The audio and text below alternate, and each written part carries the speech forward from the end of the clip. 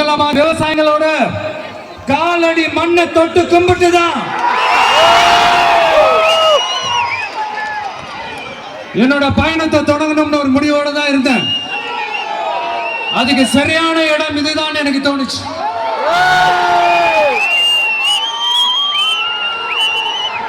என்ன உங்க வீட்டில் இருக்கிற ஒரு மகனா என்னோட கள அரசியல் பயணம்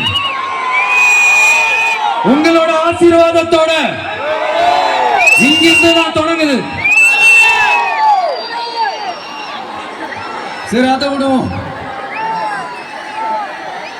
நம்மளுடைய முதல் மாநில மாநாட்டில் நம்ம கட்சியினுடைய கொள்கையை பத்திலாம் தான் எடுத்து சொன்னேன்.